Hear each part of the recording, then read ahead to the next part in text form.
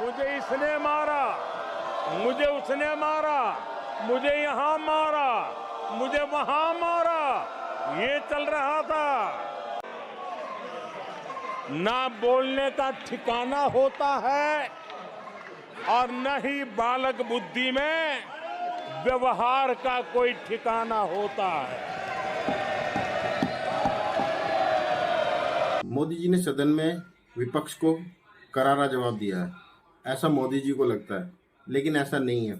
हकीकत कुछ और ही है। उनकी स्पीच में आज कुछ भी कंस्ट्रक्टिव नहीं लगा। आप ये वीडियो देखिए। ये ओबीसी वर्ग के लोगों को चोर बताने के मामले में सजा पा चुके हैं। इनको देश की सर्वोच्च अदालत पर गैर जिम्मेदाराना बयान देने के बाद माफी मांगनी पड़ी है। इन पर देश की सबसे बड़ी पार्टी के अध्यक्ष को हत्यारा कहने का मुकदमा चल रहा है। पूरी तरह सवार हो जाती है तो सदन में भी किसी के गले पड़ जाते हैं। ये बालक बुद्धि अपनी सीमाएं खो देती है। मोदी जी ने एलओपी को आज बालक बुद्धि बोलने की कोशिश करी, उसको इस तरीके से नरेट किया कि वो एक बालक बुद्धि है उसको। लेकिन आपने देखा होगा कि इस तरीके से मजाक उड़ाना क्या एक प्राइम मिनिस्टर के लिए सही है कि वो इस तरीके से बालक बुद्धि, छोटी बुद्धि इस तरीके से बात करे? वो नहीं सही लगता ना।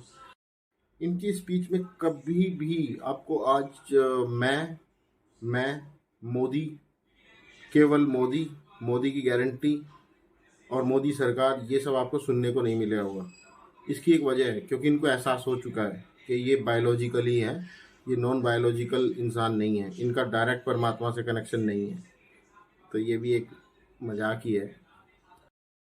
पहली बार विपक्ष का सामना, यानी कि एक मजबूत विपक्ष का सामना करने वाले मोदी जी की स्पीच बहुत ही ज़्यादा बिखरी हुई नजर आई। उनकी स्पीच में कहीं भी कुछ ऐसा नहीं लगा कि वो बहुत कंस्ट्रक्टिव बात कर रहे हैं या फिर जो विपक्ष ने उनसे सवाल पूछे हैं उनका जवाब वो पॉइंट बाई पॉइंट दे रहे हैं। इसका अंदाजा आप इस बात से लगा सकते हैं कि सदन का जो ऑफिशियल यूट्यूब चैनल है उस पर मोदी जी की स्पीच के व्यूज़ आप कंपेयर कर लो राहुल गांधी की स्पीच से, आपको पता चल जाएगा कि लोगों का रुझान क्या है और लोग किसको देखना ज़्यादा पसंद कर रहे हैं और किसकी स्पीच में लोगों के अपनी समस्याएं दिख रही हैं। तुमसे नहीं हो पाएगा, तुमसे ना हो पाएगा।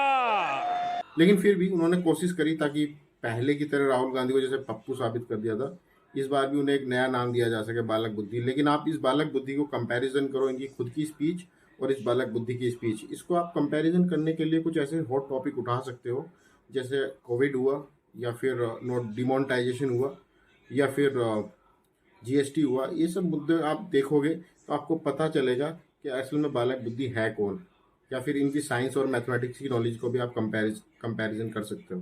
Is going to be devastated. You have no idea what is coming. It's going to be the most painful thing this country has suffered, and it's coming. Sir, Corona ke, it's like a tsunami is coming, right? Before the tsunami comes, I'll tell you the story that happened in Andaman Nicobar. Before the tsunami came, the water went out. When the water went out, everybody went to get the fish. When they went to get the fish, the water came in. So the water is going to come, and I've been warning the government that a massive tsunami is coming, and they are fooling about. They are not clear about what they have to do. India should be preparing itself not just for COVID virus, but for the economic devastation that is coming. Right? I'm saying it again and again and again. Nobody is listening to me. I am sorry to say, our people are going to go through unimaginable pain in the next 6 months. do you think the measures that are being announced by the government? कहा था काले धन के खिलाफ लड़ाई है, नोटबंदी करनी है। पूरा का पूरा पैसा लेकर आपसे, आपको बैंक में खड़ा किया था, बैंक के सामने खड़ा किया था, धूप में बारिश में आप खड़े थे, आपके जेब में से पैसा निकाला, 3,50,000 करोड़ रुपए उन्होंने अपने उद्योगपति मित्रों को दिया है। 3,50,000 करोड़ रुपए। कुछ ही दिन पहले मैथमेटिक्स में 1+1 होता है, केमिस्ट्री में 1 के बगल में 1 11 हो जाता है। ये गलत है। लेकिन मैंने कहा इतने क्लाउड है, बारिश हो रही है, तो एक बेनिफिट है कि हम राडार से बच सकते हैं।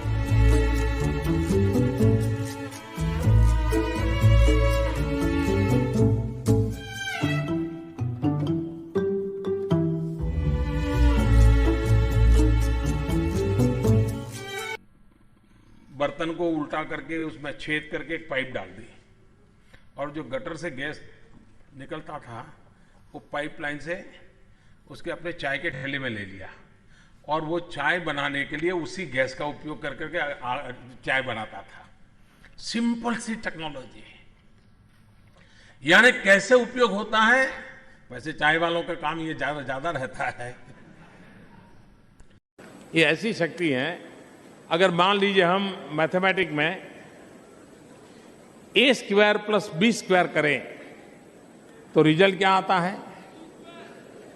लेकिन मान लीजिए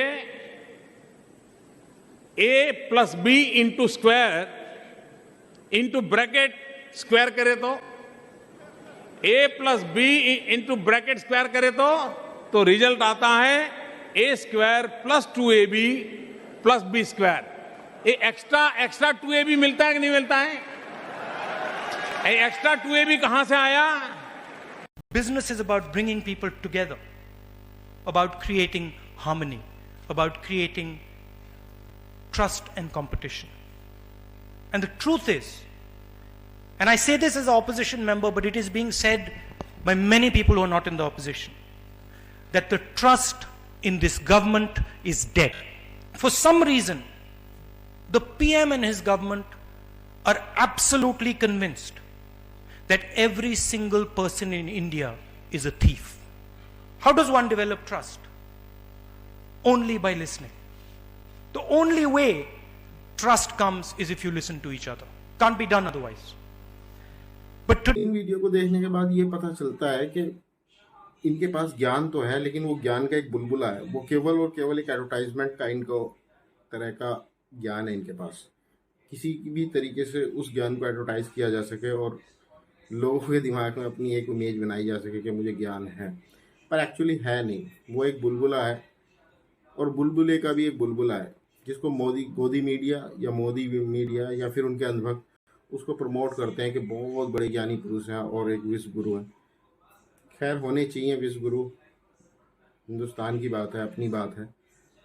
अच्छा होता अगर ये नॉलेज इनको सॉलिड होती और सदन में ये एक अच्छे कंस्ट्रक्टिव डिस्कशन की तरफ जाते और जो एक्चुअल इश्यूज हैं भारत के जिनको विपक्ष उठा रहा है उनको संज्ञान लेते और उसके ऊपर करेक्टिव एक्शन लेते। ये नहीं कि टीम इंडिया जीत गई तो वहाँ पहुँच गए, या हाथरस भी जा सकते थे, मणिपुर भी जा सकते थे, पर लेकिन जहाँ पे इनको टीआरपी ज़्यादा मिलेगी ये वहीं जाएंगे। खैर, इनका हम क्या ही कर सकते हैं। मुझे अपनी राय आपके साथ रखने में बहुत अच्छा लगता है। आप भी अपनी राय कमेंट में ज़रूर दीजिए। Thank you.